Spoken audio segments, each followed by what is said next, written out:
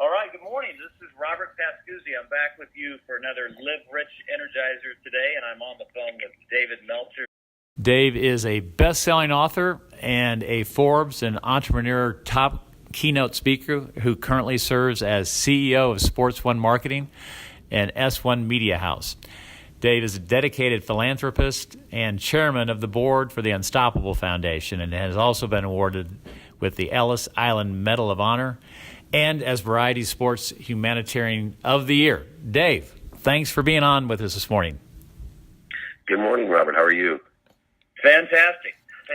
Well, Dave, I just wanted to get some insight here for our listeners today and have you share your wisdom when it comes to wealth, money, giving, all those principles and laws that you've learned, and share what you can with us for our listeners. And I wanted to start out with a question. The first question I have is, what have you learned about money, both earning it, but also retaining it?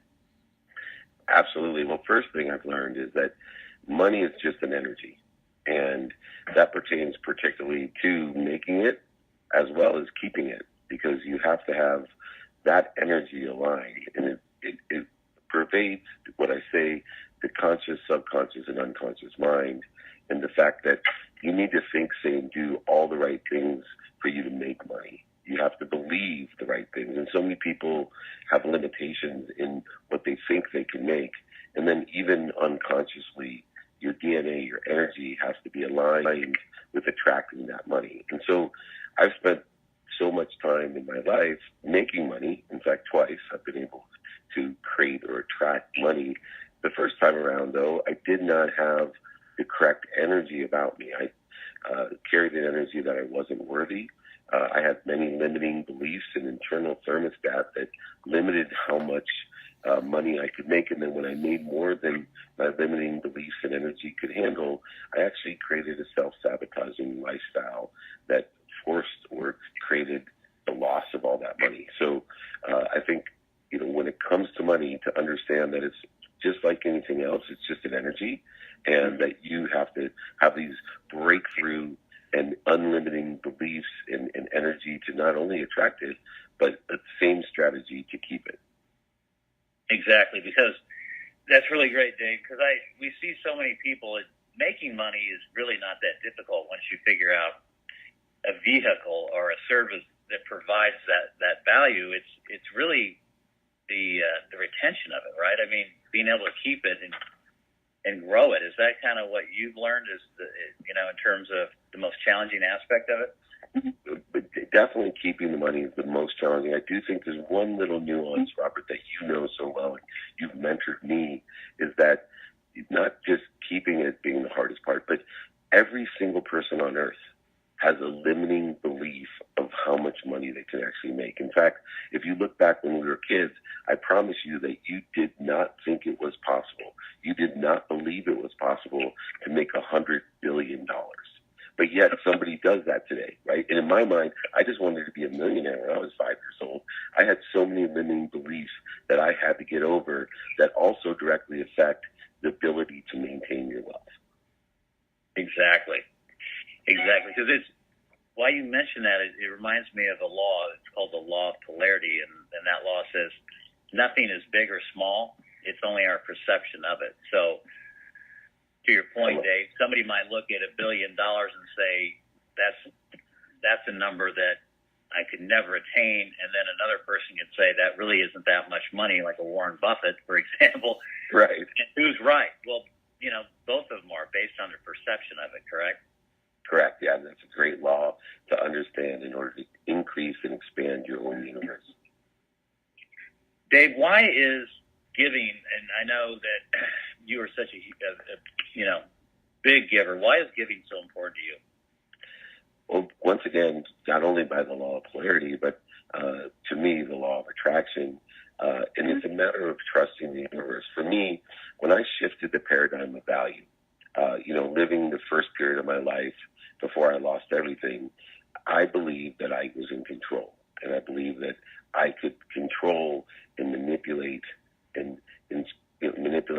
ability to make money. So I would oversell, back-end sell, even distort the truth in order to make money, and I created a void in my life and a void in the universe for me to fill. And because I'm human, I'm, statistically not successful, inefficient, and ineffective. I never met the standard to fill that void. But once I shifted the paradigm, and in the second chapter of my life, when I've been able to not only create more abundance for myself, but for others, when I created this philosophy, this shift, where all I wanted to do was provide value. In fact, this morning when I woke up, my prayer again was to let God put 10 people in front of me that I could help. And I lived my entire day in a consistent, persistent pursuit of the potential of how much value I can provide to others, which creates a void for the universe to fill.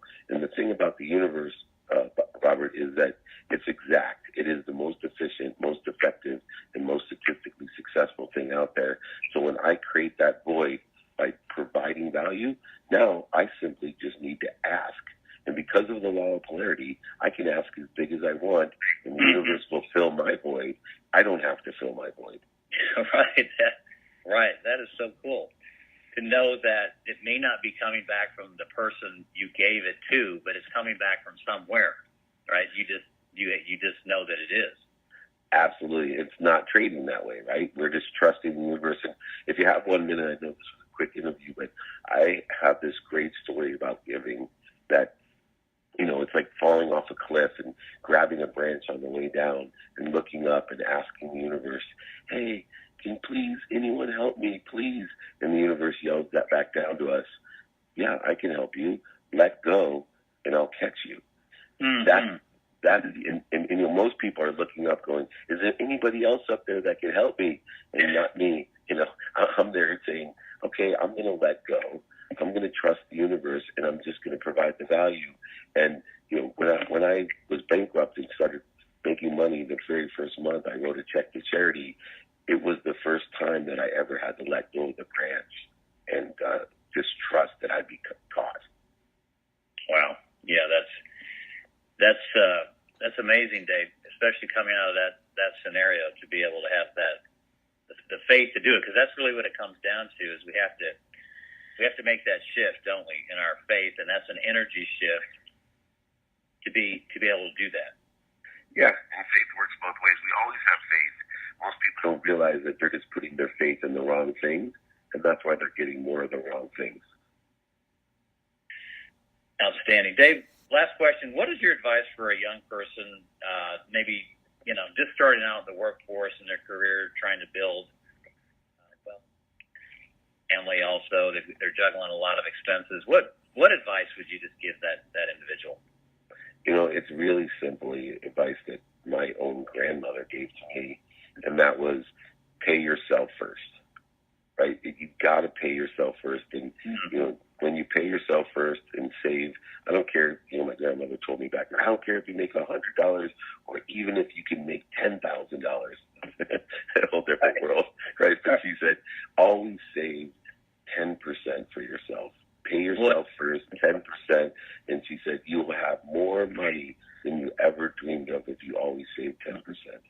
And I think as complex as, finance and money and all these things are, is if you just simply pay yourself first and save that 10%, you'll never have a care or worry financially in your life.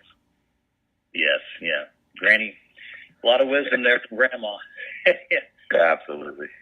Yeah, I read that, Warren Buffett, he started out saving, 50% of what he made, even as a young adult. So, yeah, I think it's a habit, right? It's a discipline, and if you can adopt that philosophy, you're going to go from 10 to 12 and 12 to 15, and, you're going to keep bumping that number up. So we talk a lot about that as well. So, Dave, awesome stuff. I really appreciate your time this morning.